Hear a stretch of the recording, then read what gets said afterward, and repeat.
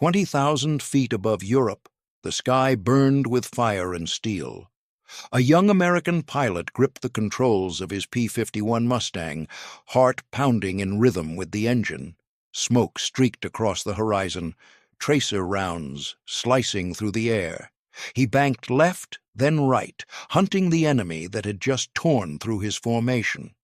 Then he saw it, a German Messerschmitt, crippled, trailing smoke, desperately trying to reach home. His thumb hovered over the trigger. One squeeze, and it would all be over. But in that frozen heartbeat, he saw something. Not an enemy, not a target, but a man. Terrified, alone, and beaten. He lifted his hand off the trigger. The guns fell silent. He saluted. And in return? The German nodded. The war continued. The mission ended. But for that pilot, the moment never did. Decades later, long after the medals were boxed away and the skies had quieted, a letter arrived, with a name he thought he'd never see again. A letter that would reopen a memory and heal a wound history forgot. His name was Charlie Brown, a 22-year-old farm boy from Weston, West Virginia. Before the war, he had never been more than a few hundred feet off the ground.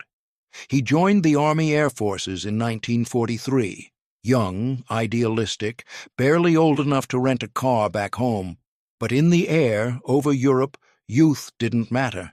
Training didn't matter. Only survival did. It was December 20th, 1943, the day of their first mission over Germany. The target, Bremen. Factories, assembly lines, and the heart of the Luftwaffe's production network. Brown's crew flew a B-17 they'd named Ye Olde Pub, a sturdy bird, proud and new, with her 4 engines gleaming under the morning frost. 10 men climbed aboard that day, laughing, nervous, all pretending not to notice how pale the other looked. They had trained together for months, but nothing could prepare them for what waited over Bremen. At first, it went as planned. The bombers climbed through a ceiling of cloud, engines roaring in unison, the rising sun flashing across their silver bellies. Above the radio chatter and engine hum, there was a strange beauty to it, the illusion of control. Then, everything changed. Flak erupted from the ground, black clouds of death blooming all around them. The air shuddered. Ye Olde Pub jolted violently as shrapnel tore through her belly. One engine burst into flames. The tail gunner screamed through the intercom, hit but still firing. The bombardier was bleeding. The navigator slumped over his charts. Within minutes, they fell out of formation, the worst place a bomber could ever be. Alone.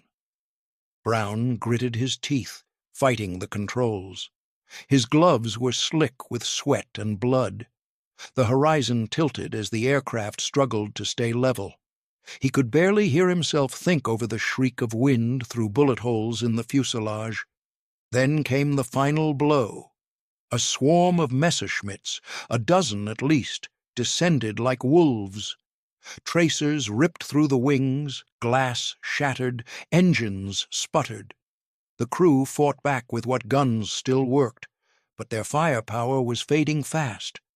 One by one, the German fighters peeled away, until only one remained.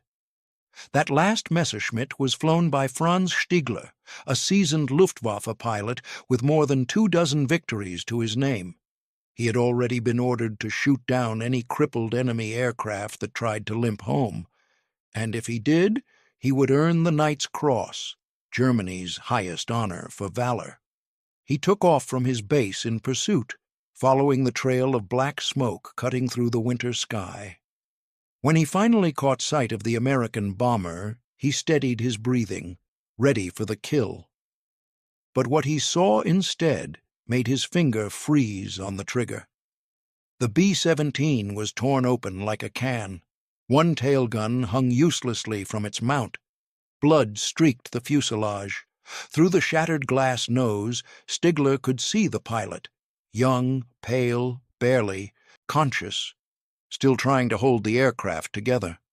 He edged closer, curious, and what he saw next would stay with him forever. A crewman, missing his helmet, blood soaking his uniform, tending to another who lay motionless. The bomber was defenseless. The gunners were dead or too wounded to fight. There was no glory left here, no battle, no enemy, just broken men trying to get home. Franz lowered his hand. The engine of his Messerschmitt roared as he pulled up beside the B-17 just feet away. He locked eyes with the American pilot through the canopy. Brown flinched at first, expecting the burst that would finish them, but it never came. Instead, the German gestured, pointing west, signaling toward Sweden. Brown didn't understand. His crew was barely conscious. He couldn't hear the message, but he felt it. Mercy. For nearly 10 minutes the two planes flew side by side, enemies, yet not. Stigler refused to leave them until they were clear of the German coast. He knew that if anyone saw him escorting a bomber out of enemy airspace, he would face a firing squad for treason. But he stayed. As the B-17 crossed into the North Sea, Stigler saluted, a small, silent gesture that said everything words couldn't. Brown, bleeding and dazed, raised his hand in return. Then the German rolled his fighter, turned back toward Germany, and disappeared into the clouds. The ye-old pub barely made it home. Brown and his surviving crew crash-landed in England. Doctors said it was a miracle anyone was still alive. When debriefed, Charlie told his commanders the truth, that a German pilot had spared them. The officer in charge looked him straight in the eye and said, "Lieutenant, don't ever repeat that story again." It didn't fit the narrative. Mercy didn't win wars. So he stayed silent. The war ended. The years passed. Brown left the Air Force, married, raised a family. He worked as an engineer, went to church on Sundays, lived an ordinary life. But some nights, when the wind rattled the windows, he would see the Messerschmitt again, the gray sky, the salute, the mercy. He'd whisper a silent prayer for the man he never met again, and then, 40 years later, that letter arrived. Inside were the words that ended 4 decades of wondering. The man who didn't shoot, the man he had saluted in that frozen sky, had found him. 40 years, 4 decades of silence between two men who shared a sky of fire. Charlie Brown was in his 60s when the letter came, retired, graying, living a quiet life in Florida. He'd long since stopped talking about the war. He'd told the story only once, to his wife, decades before, then buried it in the attic of memory. But when the mailman handed him that envelope, something stirred. A ghost, long forgotten, now knocking at his door. It was small, plain, postmarked from Canada. He almost threw it aside, but the handwriting, sharp, deliberate, caught his eye. He tore it open. Inside was a single page, written in careful English. "Dear Mr. Brown, you will not remember me, but I remember you. I was the one who did not shoot you down over Germany that day. For 40 years I have wondered if you made it home. Now I know." Charlie froze. The air left his lungs. The room tilted, blurred, and the years collapsed all at once. That sky, the gray clouds, the blood, the smoke, all of it came rushing back. He read it again, slower this time, hands trembling. Attached to the letter was a faded black-and-white photograph. A man in his 70s, white-haired, standing proudly beside a restored Messerschmitt fighter. The caption read, "Franz Stigler." Charlie sank into his chair. His eyes welled up. For years he had prayed that the man he spared had survived. He'd imagined him lost to history, just another pilot swallowed by the war. But here he was, alive, old, and reaching across time to finish a story neither of them could forget. He wrote back immediately, You are the reason I'm alive. I have wanted to thank you my entire life." Over the next few weeks, letters turned into phone calls. The voices were older now, heavier with years, but familiar in spirit. They spoke about that day, the mission, the moment when two enemies had looked at each other and seen something deeper than flags or uniforms. Franz told him what had happened after. He had landed, shaken, unsure what to tell his commander. Had anyone seen? He lied in his report, said he had run out of ammunition. He was never awarded the Knight's Cross.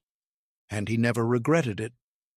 He left Germany after the war, disillusioned, broken by what he'd seen. He built a new life in Canada, carrying that secret like a hidden scar. For decades he'd searched military archives, hoping to find the crew of Ye Olde pub. But the war had erased so many names, and Brown's wasn't easy to trace. Until, one day, a veterans magazine carried a short article, seeking the pilot who showed mercy over Germany. Charlie Brown had written it. It was the last piece of the puzzle. The story had come full circle. In 1990, they finally met, at a small airfield in Washington state. The world had turned gray and quiet by then, but that day the sky was blue again. When Franz stepped off the plane, Charlie was already waiting, stiff-backed, nervous, his heart racing like it did that night over Bremen. He didn't know what to say. How do you thank a man for your life? For 40 years of everything, family, peace, children, that he made possible? They saw each other across the tarmac. For a moment, neither moved. Then, slowly, they approached. Franz raised his hand in salute, just as he had in 1943. Charlie did the same, and when their hands dropped, they embraced. No words, just silence, the kind that says more than any language can. Around them, the world blurred, reporters, cameras, family, all fading into nothing. Two old soldiers, enemies once, now bound by a memory stronger than war. They spent the next years inseparable, visiting schools, reunions, air shows, telling their story. They wanted young people to understand. Even in humanity's darkest hour, compassion still existed.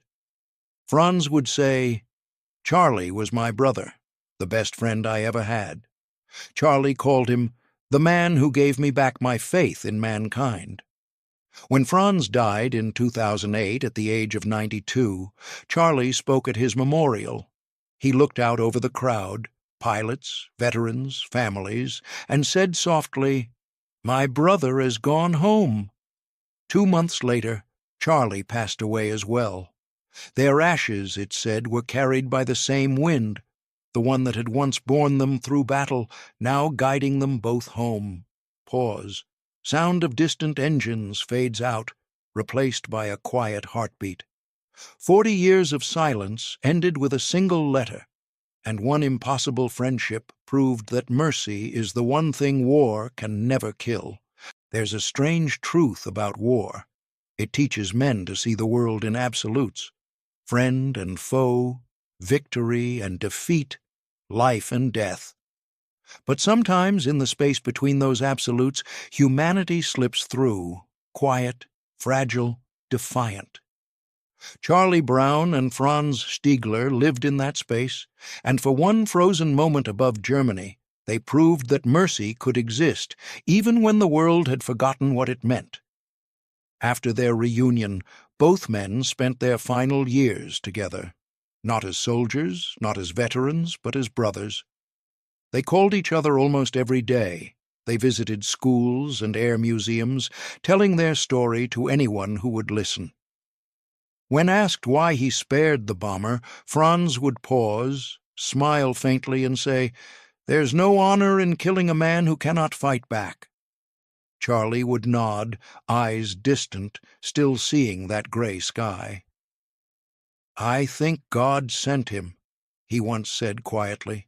"I think God sent him to show me what grace looks like." They both knew how rare their story was, How fragile the thread that connected them had been. 1 second of hesitation either way, and the outcome would have vanished into smoke. History would have lost it. And yet here it was. Two enemies who turned a moment of violence into one of the purest acts of humanity ever recorded in war. Soft archival sounds, typewriter keys, radio static, distant engine noise. When people heard their story for the first time, many couldn't believe it.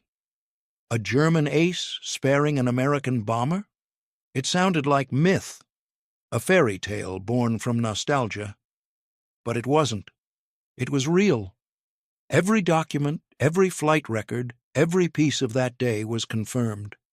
Even the bullet holes on Ye Olde pub matched Franz's description exactly.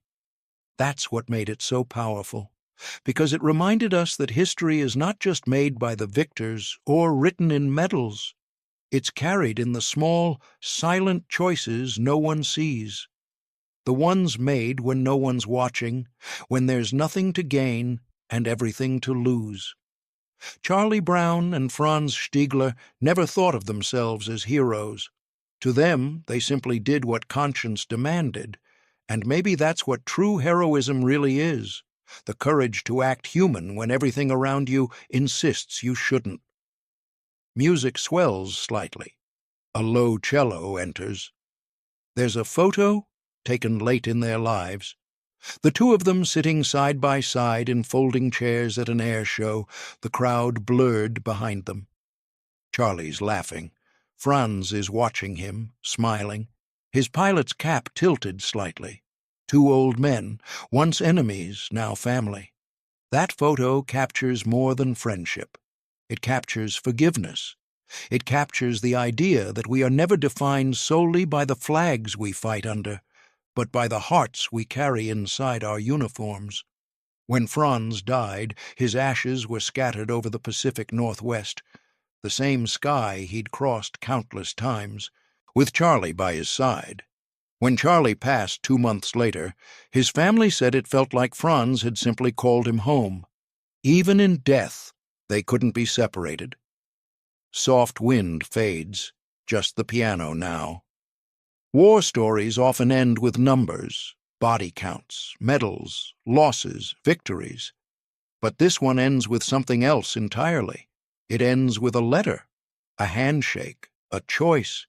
It ends with proof that even in the darkest storms of human history, compassion can still cut through like sunlight through smoke.